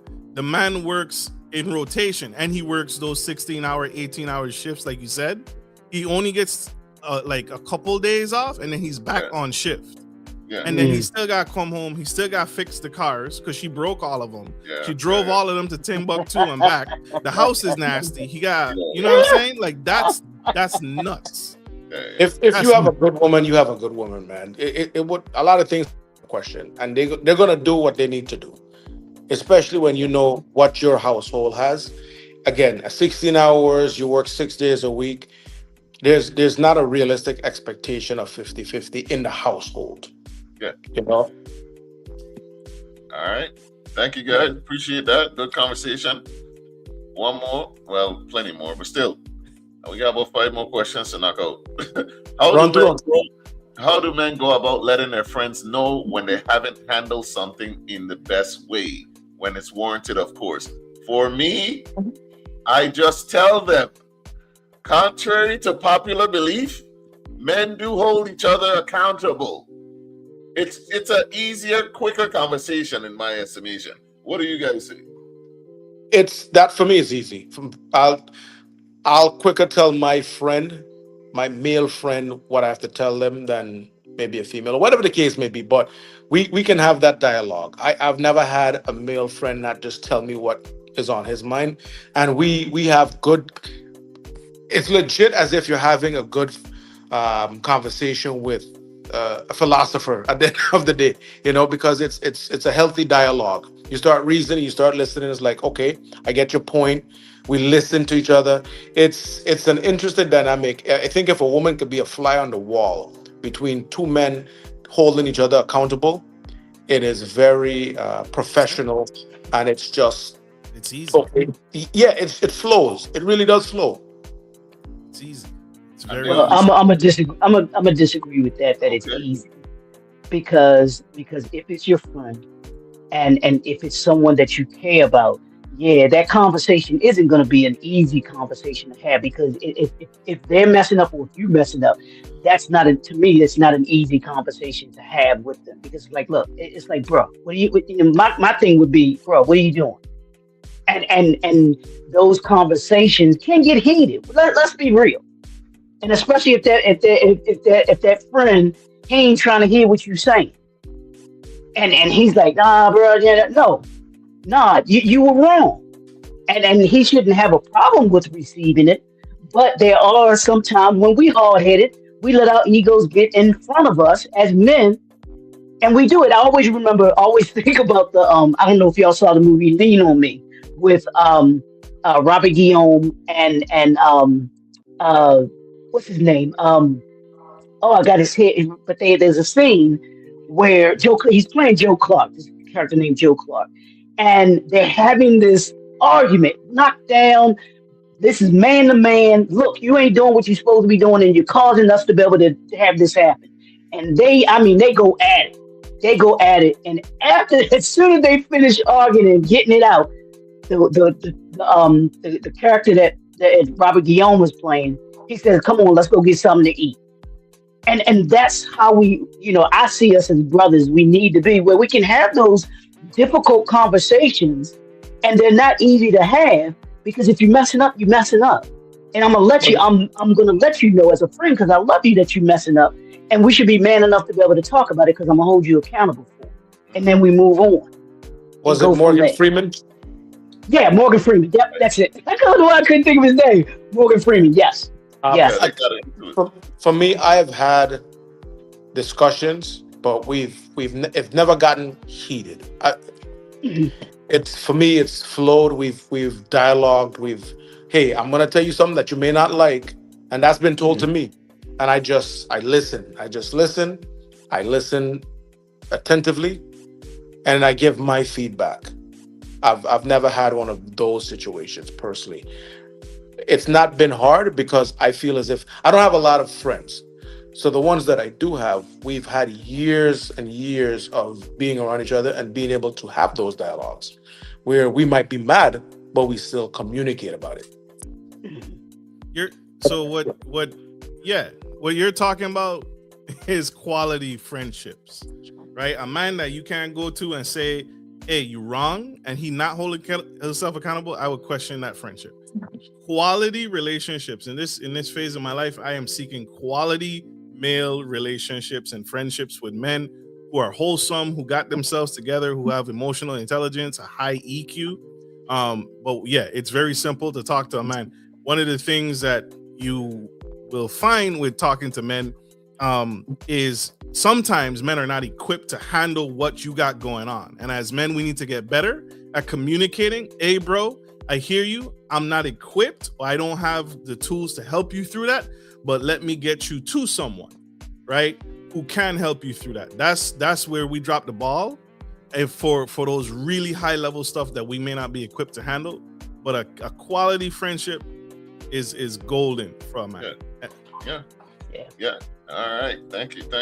I think it tends to be easier when you don't have a lot of friends, to tell you the truth. Tanisha says, if it ain't easy, is that your real friend though? I think you should be able to talk to your friend about anything. Not anything. No, not anything. But what? No. You should be. If I'm not equipped to what you got to put down, if you tell it to me, sure. I should always hold space for you as a friend, right? Mm-hmm. But there are gonna be things you might bring up to me that I'm not equipped to handle, or I don't have anything to help you with. That's fair. So I need to get you to somebody who can help you. With us males, mental health has for a while seemed like admitting to being weak. It's been looked down on, especially in the Black male community. It's been looked down on, and there's a stigma we're still trying to overcome. We're working towards it. How do we improve the stigma around men seeking mental health treatment? What I just said, right? If you have a friend that shares something with you in private, hey bro, let me pay for, I know a great therapist, I know this company over here, let me pay for the first 10 sessions for you. So or let me show you me doing it, right? Men need to see other men doing the things that we're talking about here, right? Because men of action really build that community and what we talked about earlier. If I see you doing it, I'm more than likely, hey bro, I see you going to down the street to such and such office. I know there's a therapy. Men follow where they see good quality men. They see good, wholesome habits. Hey, that man got his stuff together. No, I don't have it together. I know someone who can. Let me get you to them and let me pay for it, or let me help you. The biggest thing a man ever did for me is I had no groceries in my house. And the brother gave me food out his cupboard, out his fridge. He didn't hold it against me. He never brought it up again. He never made fun of me. I was just in a rough spot with that military first and the 15th. The 15th was a little longer than I expected. The man hooked me up and he never hold it against me again. I respect that brother to this day. That's deep. And that's how we should be as brothers when we see and especially if they're a true friend, that shouldn't even be a question, that we're there for them. I think as far as the mental health, it's imperative, brothers, that we be able to communicate how we feel and those that you got to be mindful of who you share with. You ain't got to share with everybody, but there should be at least one, maybe two, somebody that you can talk to about when something's not right with you, that you can share those thoughts with you. And that was the issue, I think, that happened with the young man that played for the Minnesota Vikings that took his life. Who was in this brother's life that he didn't have that one person, that one friend that, as you were saying, brother, hey, I don't have the capacity to do it, but we're gonna get you some help. We're gonna find somebody to be able to help you, because I'm not letting you stay in this physical, mental space that you in right now, because I ain't feeling good about it. And we have to be willing to be able to do that. And sisters, this is for y'all. Y'all got to stop making men feel as if it is weak for them to be, to show emotion, because y'all say y'all want emotional, guys, but then when they do, then you being soft. What's wrong with you? Y'all got to stop that. You can't have that. You can't have it both ways. And that's why brothers we grew up not sharing. And then you expect this grown man to be emotionally intelligent. And then when he is, you going to throw it back in his face? Nah. Not at all. Forgive me, fellas. I'm going to have to drop off. Well, it's all good. But I've enjoyed the conversation. I hope we have learned from each other tonight. For sure. And everyone who's been on the audience, who's been listening, I hope that you also have gained something from what I've shared. So I appreciate the time. Thank you very much. Appreciate you, brother. Right. Yes, sir. Appreciate you. Thank you. Ambiance Cocktail Lounge, Mr. Ambiance, ladies and gentlemen. All right, I got 3 more questions. We're gonna make it quick. He still ain't drop off. All right, we're gonna make it quick. This is not my question. How have women aided in the demise of men? Keep You it. said how they aided in the demise of men? I'm gonna start it off. Give you guys a little chance to think about it. Because you had mentioned it, Dr. Leroy. You had mentioned one of the things that I think it needs to stop is wanting emotionally intelligent men, but then when you get it, you don't know what to do with an emotionally intelligent man.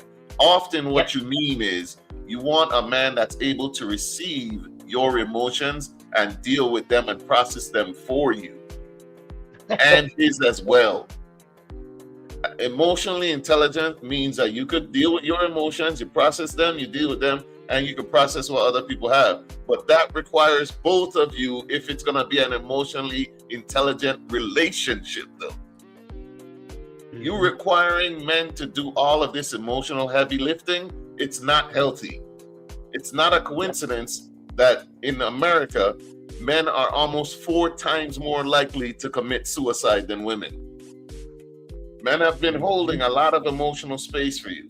When you heard Griffin say on the live that I'm gonna apologize just to make peace in the space with you, I don't think I'm wrong. But in order to have peace and to be mindful and everything to be going good in the house, I'm gonna apologize. Those kind of things. What do y'all gotta say? So great points. I think women need to have more empathy for men and allow men the space to be able to speak life into a home, have a place that don't minimize a man, don't do things to minimize a man's value. That's why things like Passport Bros and Kevin Samuels and the Red Pill community have developed. Men go where they see value. And so if men don't get value in their ecosphere, in their community, they go elsewhere. They migrate, they leave, they Passport Bros, they leave the country, because there are cultures, there are communities where the women are taught to appreciate and value a man still. And so if we can, again, we talked about this many episodes ago, where it's like a man in the old days, take out the abuse, take out the women's suffrage, but back in the day, men saw a woman's value whether she had a high paying job or a degree, right? And when that flipped, when that transition, now women are the most educated women out there, people out there known to men. And that's a good thing. But you minimize the man's value in doing that. So you bettered yourself, but you forgot to bring your brother with you. You forgot to honor that man and still respect that man just because he doesn't have a master's degree, right? Just because he doesn't have the high paying job or the 6-figure, that man still has value. So we need to get back to that, where, you don't minimize a man just because he's not doing or occupying those spaces. Well said. What you guys say, Dr. Leroy? Yeah, I think that's the biggest thing is that that women understand the value that we have as men, but then also to be more appreciative. I was able to go over to Kenya a couple years ago, and I was over there for some leadership and dealing with men specifically. And I had one of the brothers over there. He said to me, he said, Dr. Leroy, can you talk about us not being seen and not being heard and not being respected? And it hit me like a ton of bricks. I was like, this isn't just an American thing, American male thing. This is a global thing that men want to feel appreciated, that they want to feel like that they have value. And that's all, they just want that respect that comes along with it. Now, and doing the things that we're supposed to be doing as men. And there's value in that it is appreciated. And it is like Marcus was saying, that we're not forgotten, that we aren't left. Oh yeah, that's just him. He here to take care of the bills. No, we're more than just that. We're more than just an ATM. We are human beings. We are men that have feelings. We are men who want to have. We want to be shown that we appreciate it. That you see us. That you hear us. That's it. Y'all do that, we good. That's real. All right. So, final question. We're gonna wrap up after this. I think it's an important question. That's why I saved it for last. What is the most critical change men must face to course correct generational trauma? We gotta get out. Huh? We gotta get out there. We gotta get fit. We gotta get in the gym. We have to work on ourselves, like Doctor said, and start taking charge, right? Start taking charge of our own lives so that we can show up as our best selves. But the biggest one is mental. Get that mental right. Get physical. Get in the gym. Get walking. Right. Get out. Get some sun. Touch some grass. And read. Advocate. Invest in yourself. Invest in your mind. Right. Don't let society. Don't let what you see on social media. Don't let what you see in your school. Don't let those teachings be the end of your education. Okay, I got my degree. I'm done learning. Be an avid learner. So invest in yourselves, man. Yeah, and I'll say two things, and the first one was what Marcus said. Mindset is everything. Everything begins with our mindset. We've got to change our mindset as men. Because what happens when you change the mindset, you have the understanding of who you are as a man and the power that you have as a man. You begin to walk in that power. And the second thing is principles. You have to have what I call a core set of principles, which are your personal value system.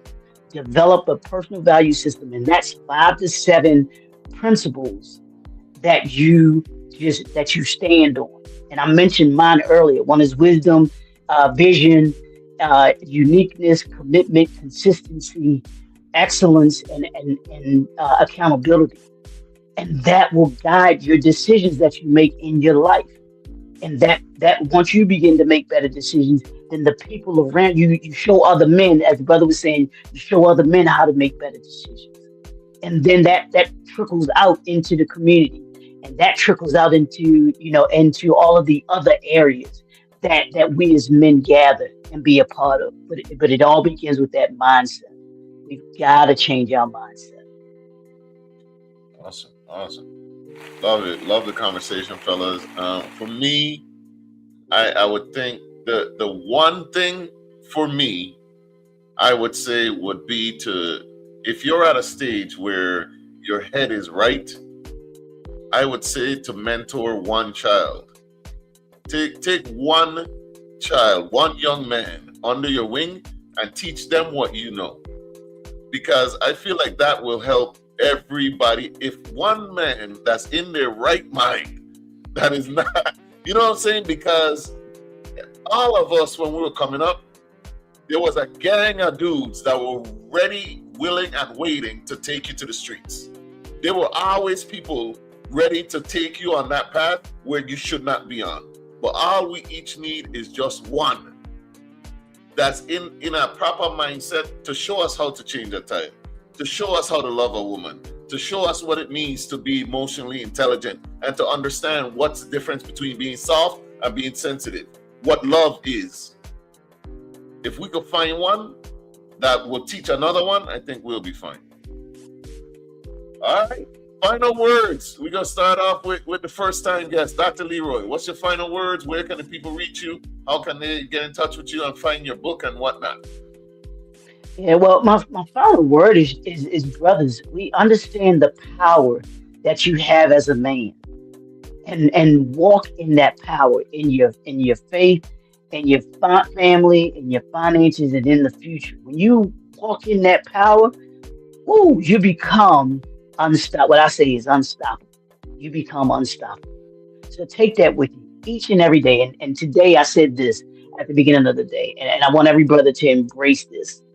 I am greatness. That's one of my I am statements. I am greatness. And when that begins to filter in you, that you believe that you're greatness, you hold your head up a little higher, your back becomes a little straighter, and you walk a little taller, and you have this confidence and this understanding that nothing can defeat you. You'll have challenges, but nothing will defeat you. People can reach me, through. I'll give you my link tree because that has everything on it, and that's the http://link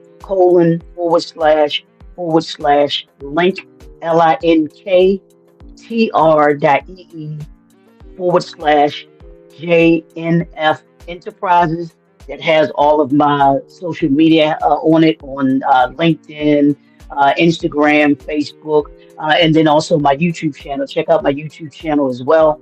You can check out the YouTube channel. I go live every morning, 9 o'clock, for my my brand new podcast that I have, and it's just me and less than 15 minutes, usually less than 10 minutes that I come on, share some entrepreneurial gems and give entrepreneurs and leaders and organizations some information that makes them 1% better, as I mentioned, 1% better each and every day. So thank you for having me. I appreciate you. This has been a great conversation here tonight. For sure. Thank you for coming on and taking time out of your busy schedule. I appreciate it. All right, the gentleman, what do you have to say? What's your final word, sir? Thank you for an incredible show. This is an incredible show. You have an amazing podcast. In all things, lead with love. Always. Everything. The world has so much hate. The world has so much negativity. Try love. The next time you face some opposition or you face something tough, try love and see if that doesn't make a difference, an impact in your community, in your surroundings, in your family, in your household, and change the world for the better. Hey, it's been a great show, man. I really appreciate you both coming on and Mr. Griffin taking time out of his schedule because I know he's a busy man as well. This has been a dope show. I'm gonna go ahead and make clips, post it, tag you guys. Please share it on your pages. Let people know that we exist. My final words is pretty much, hey, share this, man. Share this. The same way y'all share them stupid podcasts talking about dating, how much to pay a bill, and man, look, share this. This is real stuff. Because this is stuff that people talk about. Y'all don't never talk about holding men accountable and all of this and that. Well, we've been taking hits all night. We've been taking blows all night holding each other accountable. Come on now. Share us like you share those celebrities that you've never met and don't know you exist. You know what I'm saying? All right, but follow Same Difference. Follow us on Instagram at Same Difference 2022 or on TikTok at Same_Difference_pod. The YouTube is at VI_very_own. Go ahead and follow that YouTube. You have full episodes. You can watch this whole thing if you just join late or whatever. Yes, the clips are nice, but you can go ahead and watch the full thing, listen to it while you drive or whatever. This is a dope show, if I do say so myself. And also Sunday, we got a different day with Ja and Nisi, as I said, 101.3 Raw FM at Facebook live stream. Go ahead and tune into that every Sunday from 4 to 6. If you live in the Virgin Islands, that's 3 to 5 Eastern time. All right. As for me, we out of here, man. Love you guys. It's been a dope show.